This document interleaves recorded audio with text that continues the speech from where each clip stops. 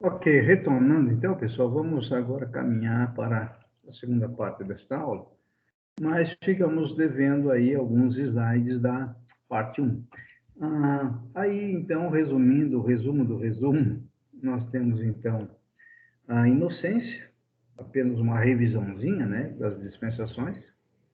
Inocência, então, antes da queda, consciência, Adão a Noé, promessa de Abraão a Moisés, a lei de Moisés é Cristo, a graça do Pentecostes ao arrebatamento e vindo depois disso, então, o milênio. E depois do milênio seria, então, o estado eterno.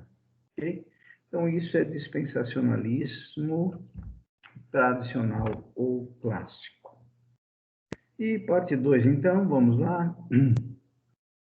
Dispensacionalismo. Vamos ver algumas características, então, do dispensacionalismo. Ok? Então, a primeira característica que nós vamos observar aí só um minutinho, pessoal, que quando a gente interrompe assim, às vezes dá uma variação nos slides, mas o problema não está com vocês, não. Tá? O problema está aqui e vamos organizando aqui. Então, a primeira característica é o seguinte: o dispensacionalismo vê Deus estruturando seu relacionamento com a humanidade através de vários estágios de revelação, que delimitam diferentes dispensações ou arranjos de administração. Foi o que nós já vimos, então. Então, eles vão dividir, geralmente, em 7 dispensações. Alguns dividem até 8, né, ou menos, mas geralmente são essas 7 que nós estamos estudando. E eles vão ver o seguinte, que em cada dispensação Deus trabalhou de uma forma. Então, quando Deus termina uma dispensação e ele começa a outra, ele já, então, aqueles ditames ou aqueles costumes da antiga dispensação não tem mais sentido na nova dispensação. Um exemplo, a dispensação da lei, a partir do momento que ela se finalizou, iniciou a graça, não tem mais sentido dentro do dispensacionalismo que Deus venha exigir do homem o cumprimento da lei. Tá? Então, isso é um pensamento deles. Então, há uma descontinuidade, ou seja, terminou aquela dispensação, há uma descontinuidade e Deus não continua mais trabalhando com aquela dispensação, porque iniciou-se uma outra. Então, a descontinuidade ela é típica do dispensacionalismo. Então, veja, a pacto, ou melhor, a inocência. Na inocência, Deus trabalhou com o homem ali, terminou ali com a queda, ok? Deus não vai trabalhar mais aquela obediência daquela dispensação. Então, descontinuou e continua uma outra. Terminou, então descontinuou e continua uma outra. Esse é o sentido dispensacionalista das dispensações. Item 2 aí, olha, cada dispensação é um teste da humanidade para ser fiel à revelação particular dada naquele momento. Então, eles vêm dessa forma. Cada dispensação como sendo um teste. Então, qual a conclusão que nós chegamos até aqui? Que nesses 5 testes, porque estamos no 6º teste, né? Lei é a 6ª dispensação. Lei não, graça, perdão. Graça é a 6ª dispensação.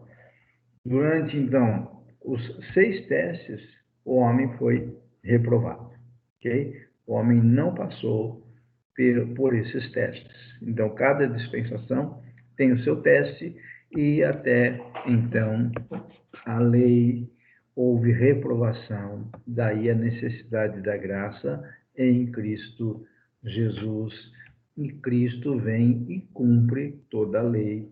E isso fica claro não somente nessa sistemática que é o dispensacionalismo, como também nas demais sistemáticas, com algumas variações. O item 3, o dispensacionalismo, sustenta uma interpretação literal da Escritura. É uma outra característica.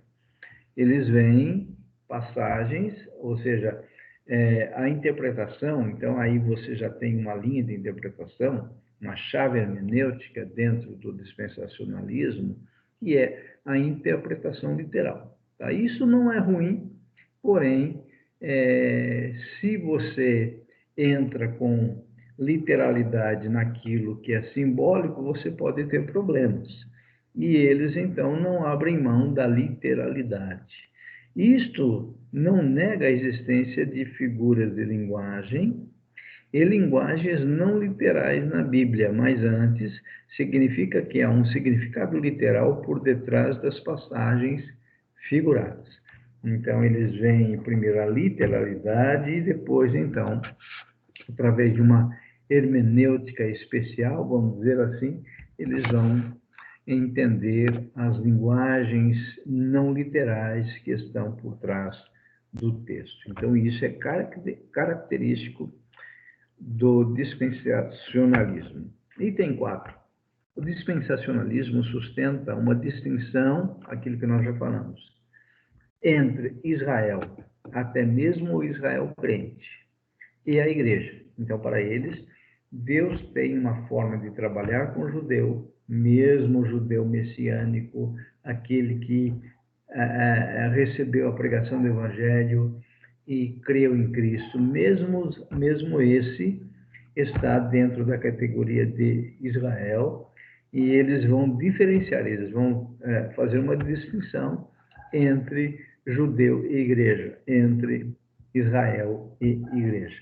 Nesta visão, as promessas feitas a Israel no Antigo Testamento não foram pretendidas como profecias sobre o que Deus faria espiritualmente para a igreja, mas seria literalmente cumprida pelo próprio Israel, principalmente no milênio. Então, volto a dizer, o dispensacionalismo, essa sistemática de interpretação obriga o intérprete a ser milenista, a crer no milênio literal, no período de 1000 anos, literalmente falando, ok?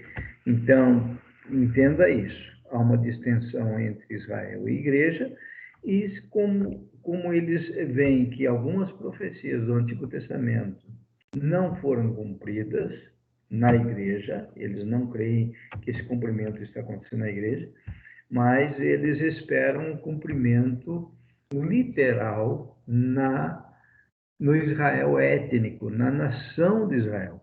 Então, por isso que, segundo eles, para que as profecias do Antigo Testamento se completem, há a necessidade, sim, de um período milenar na Terra, um período de exatamente 1000 anos. Então, é a visão ou a sistemática dispensacionalista. E ainda tem aí o item assim. Então, são esses 4 itens de características. E agora, novamente, apenas retomando a ideia da teologia do pacto, porque aí nós vamos finalizar com um quadro comparativo, ok? Então, enquanto que o dispensacionalismo surge por volta do século XVIII para o XIX, com John Darby, com Scofield, daí a Bíblia de estudo de Scofield.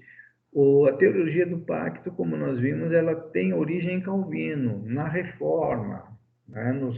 nos precursores da Reforma, Calvino, tem outros nomes ali também, como Zwinglio, como Lutero. Então, a teologia do pacto ou o aliancismo é um pouco mais antiga, tá? Então, essa teologia é mais antiga do que o dispensacionalismo. Os aliancistas dizem o seguinte, que antes de John Darby, Dom Darby, no século século XVIII para o século XIX, nunca ninguém na história da Igreja dividiu o trabalhar de Deus com a humanidade em dispensações. E isso vai acontecer somente no século XVIII e XIX. Então, os aliancistas tentam refutar os dispensacionalistas com esses argumentos. Eles vão falar, poxa, se durante 18 séculos ninguém trouxe essa questão da divisão em dispensações descontinuadas, por que agora nós vamos pensar numa sistemática dessa forma, né? Então, os aliancistas, eles creem, então, que a verdadeira sistemática é a da teologia do pacto. Então, nós temos o pacto das obras, como nós vimos, e depois disso, ou seja, depois da queda, nós temos a graça. Então, Deus só tem uma forma de salvação para o homem, que é a redenção em Cristo, desde a queda até os fins dos tempos, dentro do aliancismo, o único pacto de redenção, de salvação para o homem é a graça. Por isso que eles consideram os demais pactos como como desdobramentos da graça, tá? Então, nós vamos ver a redenção na pessoa da Trindade, como nós já falamos na aula passada, e quando nós falamos a redenção pensando na Trindade, é o Pai decretando, o Filho executando a redenção através da sua morte vicária, sua morte substitutiva na cruz do Calvário, e o Espírito Santo, a terceira pessoa da Trindade, aplicando, então, a redenção no coração do crente, quando o Evangelho é pregado. O Espírito Santo o convence do pecado, da justiça e do juízo, e a graça para o eleito dentro desta sistemática aliancista e dentro do próprio calvinismo, a graça de Deus ela é irresistível para o eleito. Ok? Então, aí vocês têm essa comparação para vocês começarem a diferenciar. A teologia do pacto enfatiza que há somente um pacto da graça, que exatamente aconteceu lá depois da queda. Então, eles vão dizer o seguinte, que a melhor sistemática para interpretar a Bíblia é olhar para um único pacto, que é o pacto da graça. Então, após a queda de Adão, todos os homens necessitam da graça para serem salvos. E dentro do dispensacionalismo, Deus trabalhou descontinuadamente em cada dispensação. Então, na lei, qual era o meio de salvação? Era o cumprimento da lei. Então, o aliancismo vai dizer o seguinte, que a lei teve a sua importância e foi um desdobramento para mostrar a necessidade de um redentor que é Cristo. Inclusive, eles usam de forma muito forte e argumentativa o texto de Efésios, de Gálatas, capítulo 3, em que Paulo fala que a lei nos serviu de aio. Essa palavra pedagogo, é um instrutor, é alguém que vai conduzir. Então, a lei nos serviu como aio para nos conduzir a Cristo. Ou seja, como nós, segundo os aliancistas, nós não tivemos condições alguma de cumprir a lei, Deus utilizou a lei para mostrar uma necessidade de salvação. Daí a lei apontando para Cristo. O fim da lei é Cristo, ou seja, não significa que apenas Cristo consumou a lei, mas significa que a finalidade da lei, a lei teve um objetivo, teve um propósito, teve uma finalidade, que foi apontar para Cristo. Então, vejam só, a teologia do pacto enfatiza que há somente um pacto da graça e que todos os vários pactos redentores sobre os quais lemos na Escritura são simplesmente administrações diferentes deste mesmo pacto da graça, desse único pacto da graça. Então, eles vêm dessa forma, não é? E argumentam com relação a isso. Então, enquanto que o dispensacionalismo ele tem uma tendência de descontinuidade. O que eu me refiro a descontinuidade? Deus trabalhou uma dispensação, encerrou, começa-se outro. Então, terminou, descontinuou. Ele não continua. Enquanto que os aliancistas, eles são continuistas. O que significa dizer que Deus inicia a graça lá na lei, perdão, após na queda, né? Após a queda, a graça inicia e ela é continuada, ela vai sendo revelada, ela vai se tornando clara até que Cristo venha e cumpra todos os propósitos redentivos de Deus para a salvação do homem. Então, enquanto os dispensacionalistas creem na descontinuidade, os aliancistas creem na continuidade. Por isso que os diversos pactos redentores apontam, não é? Ou são administrações diferentes de um único pacto, que é o pacto da graça dentro do aliancismo. Muito bem. E agora, então, para nós finalizarmos, eu quero mostrar para vocês esse quadro, que foi muito bem elaborado, que é uma comparação entre a teologia do pacto e a teologia dispensacionalista. Então, nós temos o assunto na primeira coluna, no meio, posição do pacto, e na coluna da direita, posição dispensacionalista. Ok? Muito bem, então vamos lá. Modelo da história. Modelo da história.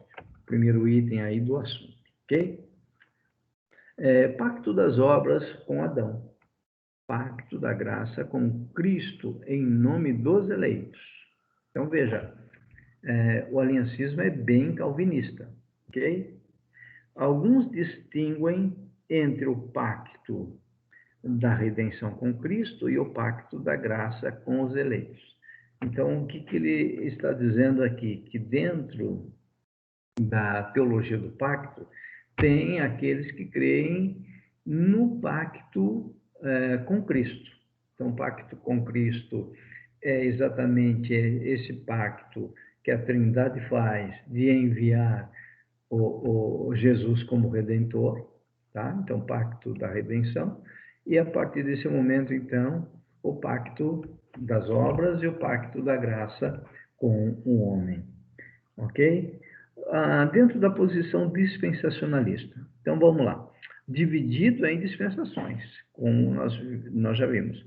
Usualmente 7. E aí ele vai citar aí as 7 que vocês já conhecem. Tá bom? Alguns adicionam 7 anos de tribulação e a lei como sendo outra dispensação. Tá? Muito bem. Agora, como a história é vista em cada uma dessas sistemáticas?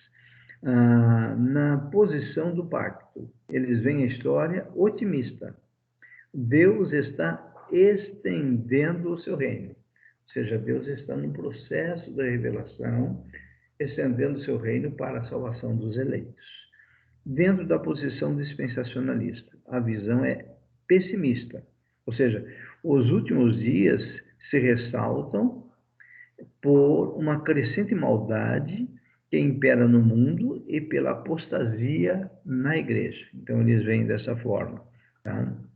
Então, enquanto uma vê Deus estendendo seu reino e salvando os eleitos, os dispensacionalistas já veem isso como sendo algo pessimista, ou seja, que nos fins dos tempos haveria maldade, haveria inclusive apostasia. Né? Na verdade, os dois pontos de vista são interessantes aqui. Propósito de Deus na história. Existe um propósito de redenção unido. Então, o aliancismo, ou teologia do pacto, vai dizer que existe um propósito de redenção unido. Esse unido aí talvez seja único, ou seja, apenas o pacto da graça é o meio, é o sistema que Deus vai utilizar para a salvação do homem. E aí, no dispensacionalismo, existem dois propósitos, um terreno, que é com Israel, e um celestial, que é a igreja. Então, enquanto que no pacto, na teologia aliancista, eles vão dizer que igreja e Israel é um único povo, os dispensacionalistas falam que não. Vai ter o Israel terreno, daí a necessidade do cumprimento do milênio, né? E um pacto celestial, que é com a igreja. Então, eles vão diferenciar igreja de Israel. Com relação a como os pactos bíblicos são vistos, na teologia do pacto, existem várias administrações do pacto da graça. Então, o que é visto como dispensação descontinuada pelo dispensacionalismo, aqui no pacto eles vão dizer o seguinte, que existem várias administrações, ou seja, vários desdobramentos de alianças que Deus fez, porém, tudo isso são desdobramentos do pacto maior, que é o pacto da graça. E aí, na posição dispensacionalista, marcam-se períodos de tempo onde as demandas específicas de Deus para os homens são distintas. Então, em cada dispensação, as demandas ou as cobranças de Deus são diferentes. Por isso, enquanto a teologia aliancista é continuista, a dispensacionalista é descontinuista. Muito bem, relações entre o Antigo e o Novo Testamento. Olha só, aceita-se o ensinamento do Antigo Testamento, a menos que tenha sido abrogado pelo Novo Testamento. Então, aí você já vai encontrando o que eles chamam de chave hermenêutica. Então, como você vai, dentro do aliancismo, como você vai interpretar o Antigo e o Novo Testamento. Então, veja lá, eles acreditam no aliancismo, no ensinamento do Antigo Testamento, ou seja, aceita-se, né, o ensinamento do Antigo Testamento, a menos que tenha sido abrogado pelo Novo Testamento. Vamos pegar um exemplo aqui que eles utilizam. As leis cerimoniais. Então, eles dividem as leis em lei moral, que são os 10 mandamentos, as leis cerimoniais, que são aquelas festas, que são os cerimoniais que os sacerdotes exerciam no tabernáculo, e as leis civis, que eram próprias para a nação de Israel.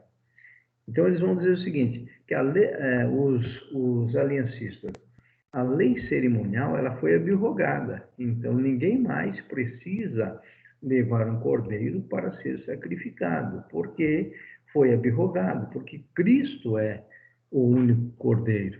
Então, é isso que estão dizendo, tá? A menos que tenha sido abrogado pelo Novo Testamento. Posição dispensacionalista quanto a essas relações entre o Antigo e o Novo. O Antigo Testamento não tem autoridade, a menos que seja confirmado com o Novo Testamento. Então, é um pensamento um pouquinho diferente. Eles leem o Antigo Testamento de que forma? Para eles encontrarem autoridade no Antigo Testamento, eles precisam de uma confirmação no Novo Testamento. Então, vejam que a sistemática que nós utilizamos vai nos dar um sistema de interpretação. E relação entre Israel e igreja, no aliancismo. A igreja é o Israel espiritual em continuidade com o verdadeiro Israel do Antigo Testamento. Então, a igreja nada mais é do que uma continuidade e desses dois povos, Israel e gentios, Deus fez um único. E ali no dispensacionalismo, a igreja é o povo espiritual de Deus, distinto de Israel, que é o povo físico de Deus. E para finalizar, então, nós temos aqui mais alguns pontos para serem discutidos. A profecia do Antigo Testamento, no aliancismo, refere-se ao povo de Deus, à igreja. Então, aquelas profecias que você vai encontrar no Antigo Testamento, como que o aliancista vê? Como se cumprindo na igreja. Lá no dispensacionalismo, eles vão dizer não, refere-se a Israel étnico, a nação de Israel. Por isso que eles vão dizer, como isso não se cumpriu, tem que se cumprir numa outra dispensação que, na mente deles, a lógica seria o que? O milênio. Era da igreja, o propósito redentor de Deus continua sendo desenrolado, ou seja, no aliancismo. Deus está desenrolando o seu próprio plano de redenção através da pregação do Evangelho. No dispensacionalismo, a igreja é um parêntese entre o passado e a futura manifestação do reino. Então, a igreja é um parêntese, ela inicia-se no Pentecostes, ela termina no arrebatamento pré-tribulacional. Aí, veja só, inicia-se a grande tribulação, e depois, então, vem o milênio, ok? É isso que eles estão dizendo, né? Aí ele vai dizer o seguinte, é um parêntese entre o passado e a futura manifestação do reino. Então, essa futura manifestação do reino significa também a igreja vindo com Cristo na segunda vinda para reinar e para exercer o governo na terra, no reino milenar. Papel do Espírito Santo na visão amilenista. O Espírito Santo está dentro das pessoas através de toda a história. Então, eles vêm durante todo o período da história do homem, o Espírito Santo habitando, né? Enquanto que no dispensacionalismo, eles vão ver o Espírito Santo está dentro das pessoas desde o Pentecostes até o arrebatamento. Então, aqui a diferença é grande, né? O aliancismo, ele pensa que o Espírito Santo já habitava no homem, enquanto que os dispensacionalistas aqui estão sendo mais coerentes, dizendo o seguinte, não, o Espírito Santo passa a habitar a partir do momento que ele vem em Pentecostes e até que a igreja seja arrebatada. O batismo, para o aliancismo, é um pacto unificado, geralmente, porém nem sempre, usado para respaldar o batismo das crianças. Então, o que eles dizem? Que como a circuncisão ali no pacto da aliança de Deus com Israel, a circuncisão ela já ocorria nas crianças, o batismo também dentro de uma visão aliancista. É por isso que nas igrejas presbiterianas, por serem aliancistas, as igrejas presbiterianas aliancistas, elas batizam as crianças por causa desse entendimento, que para eles o batismo veio substituir a circuncisão.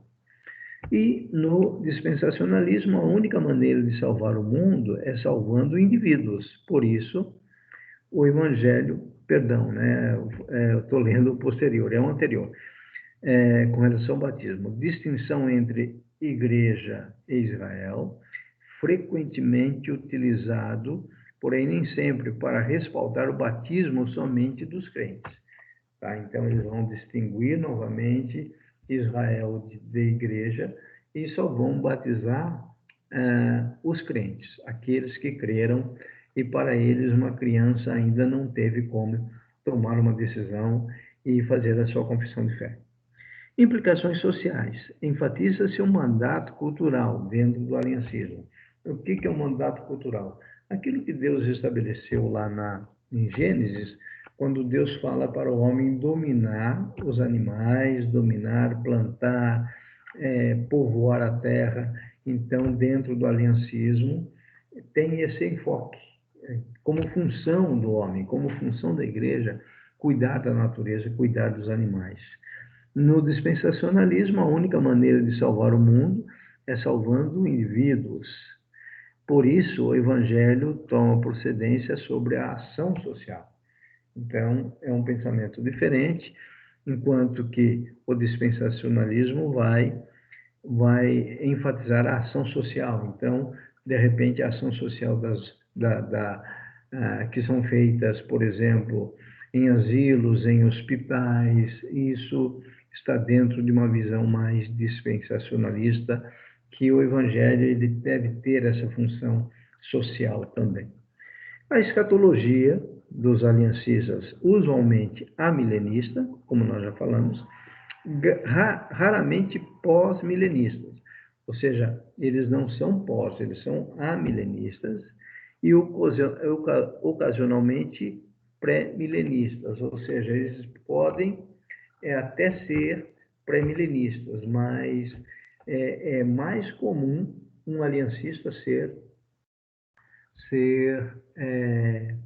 amilenista, ok? E o dispensacionalismo pré-milenista. Eles são pré-milenistas porque eles creem no milênio literal, usualmente pré-tribulacionista.